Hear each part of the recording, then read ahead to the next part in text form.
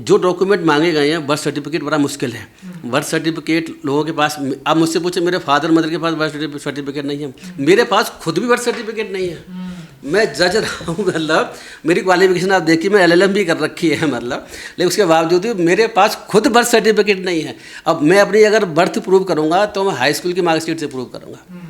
तो जब जज के जो है दिल्ली में जज रहा है उसके पास सर्टिफिकेट नहीं है, तो आप लोगों से जो बेचारे गरीब हैं, मजदूर हैं, या कम पढ़े लिखे लोग हैं, या छोटे मोटे लोग हैं, तो उनसे आप कैसे एक्सपेक्ट करते हैं बर्थ सर्टिफिकेट और बाकी और डॉक्यूमेंट्स, पासपोर्ट वगैरह वो लेकर के आ सकते हैं? ये संभव ही नहीं है, बहुत कम संभावना है कि मुझे तो ऐसा लगता है कि अगर, क्योंकि इस सरकार की मंशा, इलेक्शन कमीशन की मंशा डाउटफुल है, हिडन एजेंडा है इसमें।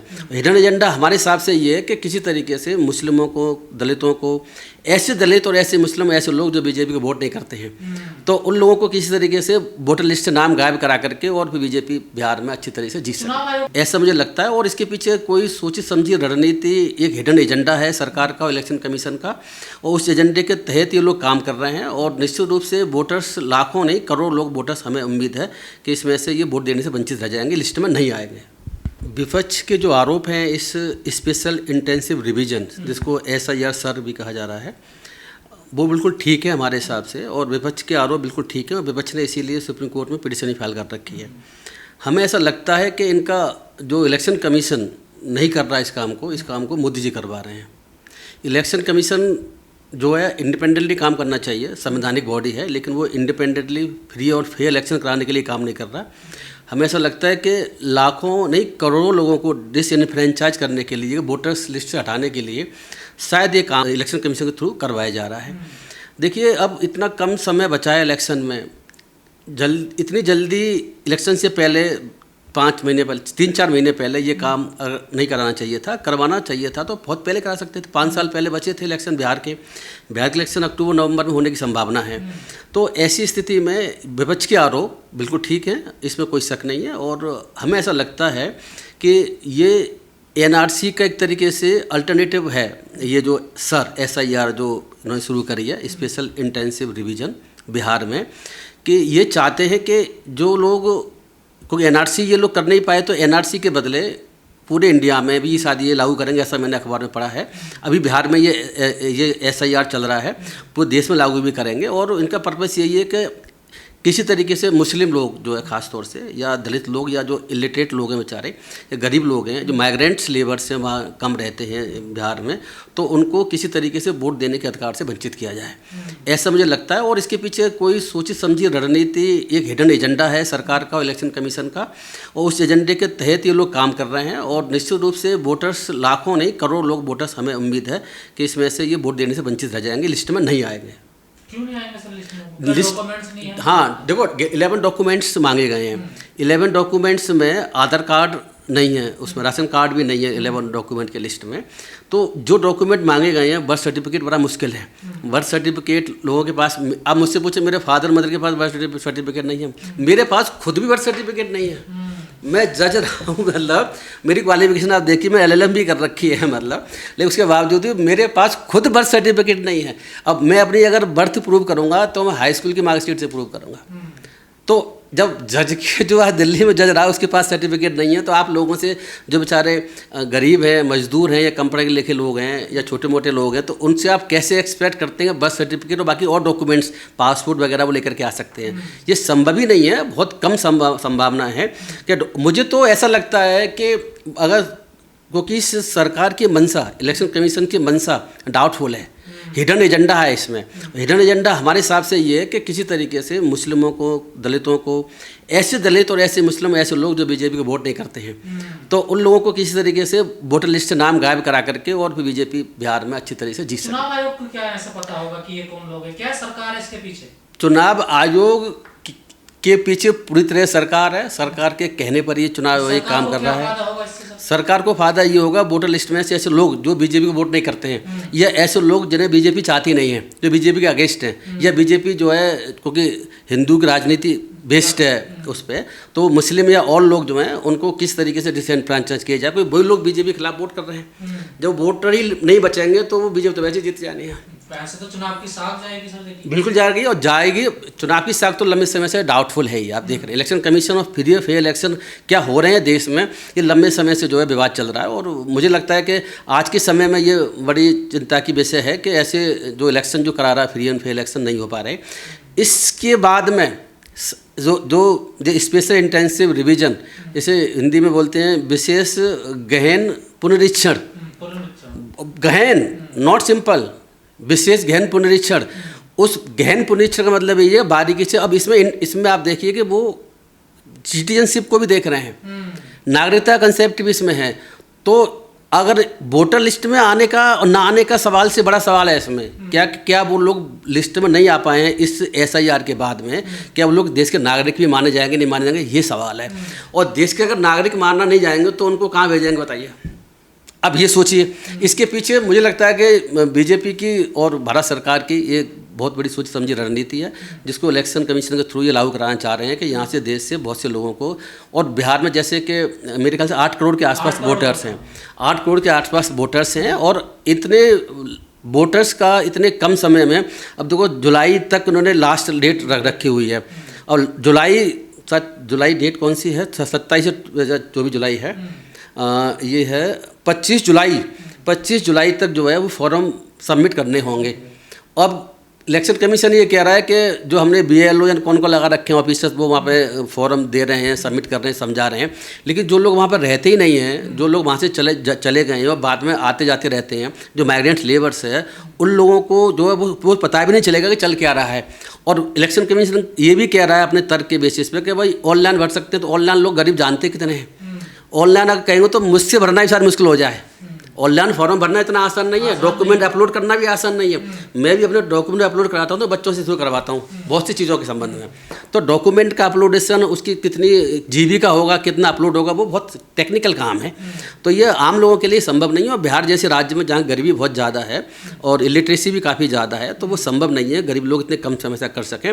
लेकिन अगर वो कर भी लें, मुझे उससे आगे एक संभावना ऐसा लगती है कि जो मुझे हिडन एजेंडा लगता है कि डॉक्यूमेंट जो दिए गए हैं, आपको कैसे पता चलेगा डॉक्यूमेंट क्या दिए गए हैं। कल एक बड़ा आंदोलन भी है बिहार में, देखिए सर। ठीक है, बिल्कुल ठीक बात है, बड़ा आंदोलन है और आंदोलन होने भी चाहिए, क्योंकि ये सरकार जिस तरीके से लोगों के इलेक्शन और लोकतंत्र पर खतरा है, ये जो जब फ्री फेयर इलेक्शन नहीं तो जब होंगे जब जो है लोग वोट दे पाएंगे। यहाँ तो वोट देने पर ही आपत्ति है, यहाँ तो वोट ना दे पाएँ इसकी शायद ये कवायद चल रही है भारत सरकार की इलेक्शन कमीशन की कॉन्स्पिरेसी के तहत।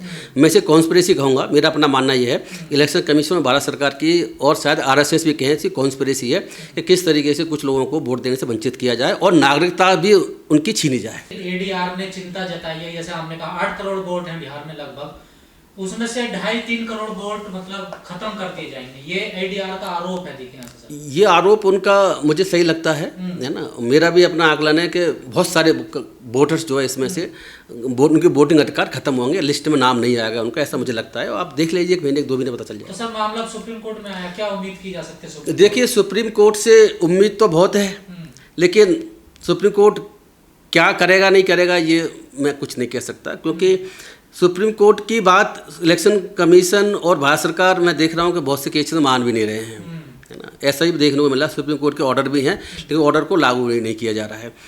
जैसे कि मैं बता दूँ आपको कि अब सरकार और वैसे बहुत से लोग हैं जो ये कह रहे हैं कि धर्मनिरपेक्षता शब्द और वो शब्द प्रीएम्बल में गलत हैं। सुप्रीम कोर्ट कह चुका है सही है, फिर भी नहीं मान रहे हैं। सबरीमाला का जजमेंट सुप्रीम कोर्ट की 5 जजों की बेंच दे चुकी है, जिसमें कि महिलाओं को जो मंदिर था सबरीमाला का उसमें उस एंट्री करने से रोक थी।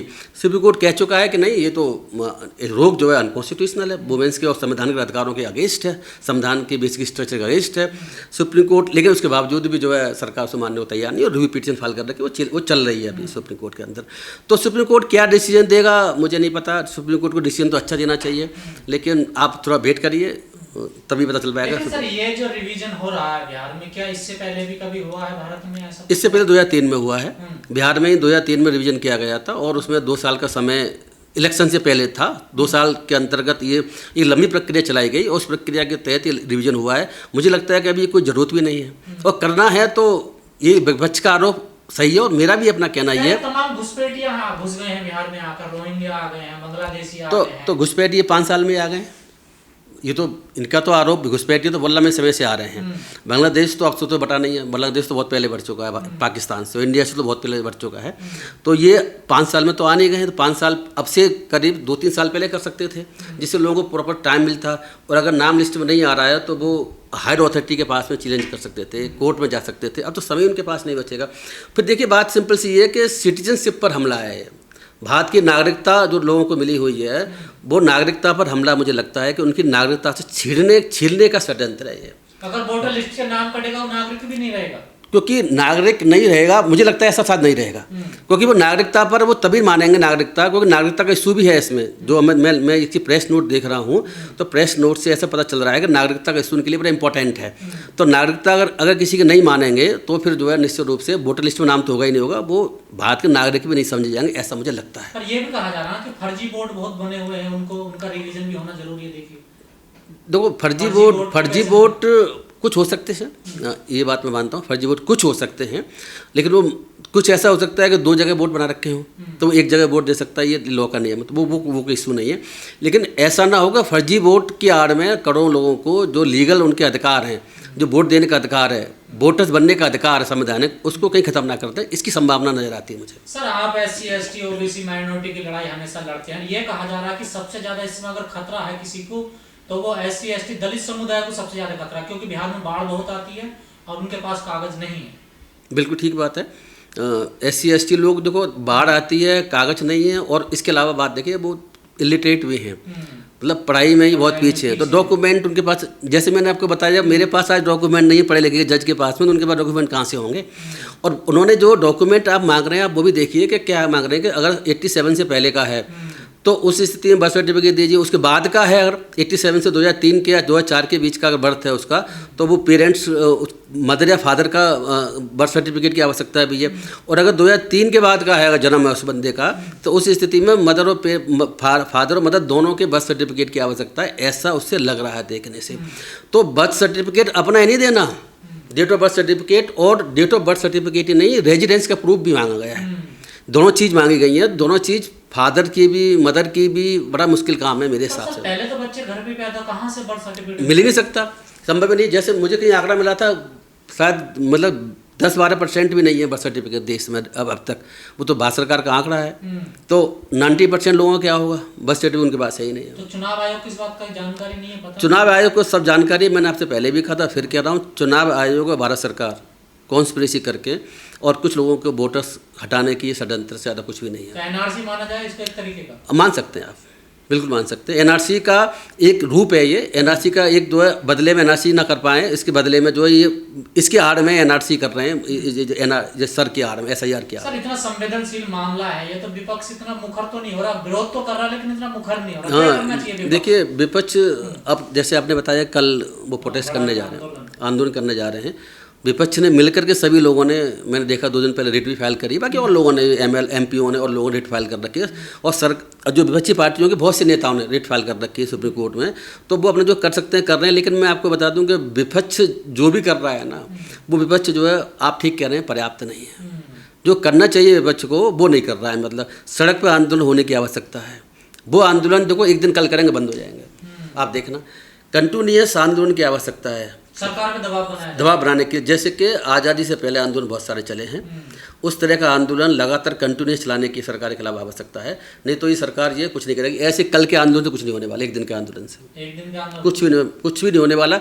आप देख किसान लंबे समय तक बैठे रहे, कुछ भी नहीं हुआ, कुछ भी नहीं किया, नो डाउट बाद में उन्होंने बिल वापस लिया, बाद दोबारा जो प्रॉब्लम आई है, वैसे बहुत सारे इशूज है जिस पर सरकार कुछ भी नहीं कर रही है। तो विपक्षी पार्टियां की कमजोरी मैं मानता हूं कि वो विपक्षी पार्टी सारी एकजुट होकर के एक दिन का सांकेतिक आंदोलन नहीं, जो आज़ादी से पहले लंबे समय तक आंदोलन चले हैं अलग अलग समय पर, उस तरह के आंदोलन की देश में आवश्यकता, उसके अलावा कोई चारा नहीं। लोगों की ये मनसा, जैसे आपने कहा कि ये बात बिल्कुल ठीक है, लेकिन बिहार की सत्ताई का सवाल नहीं। मैं आपसे फिर कह रहा हूँ आपसे मैं कि इसमें बिहार के कुछ वोटर्स को हटाने बिहार की सत्ता तक सीमित नहीं है, ये पूरे देश की सत्ता तक सीमित भी नहीं है। ये बात ये है कि कुछ लोगों को इस देश से उनकी जो है नागरिकता छीन कर बाहर कैसे निकाला है, ये वहाँ बड़ा षड्यंत्र है। तो बार-बार सवाल उठता है। आप देखिए वो कैंप कुछ बने हुए हैं जिसमें लोग कैंप बने हुए हैं, उसमें रखा जा रहा है और बाद में तो कहीं नहीं कुछ करेंगे। तो सर विपक्ष से क्या कहना चाहोगे चलते चलते, क्या करेंगे? मैं विपक्ष से कहना चाहूँगा कि विपक्ष जो सांकेतिक तरीके का आंदोलन कर रहा है ना, उससे बात नहीं बनेगी। और मैं तो पिछले 11 साल से देख रहा हूँ कि विपक्ष ने कोई बड़ा आंदोलन किया हो मुझे नज़र नहीं आता। और ये आंदोलन भी सांकेतिक आंदोलन के रूप में रहेगा इनका। कल अपना करेंगे, फिर बंद हो जाएंगे। और सुप्रीम कोर्ट क्या करेगा वक्त बताएगा। सुप्रीम कोर्ट ने अगर स्टे नहीं किया, इसमें नहीं स्टे किया, तो फिर उस स्थिति में आप देखना लाखों करोड़ों लोगों के अधिकार इसमें वोटर्स के रूप में हट जाएंगे।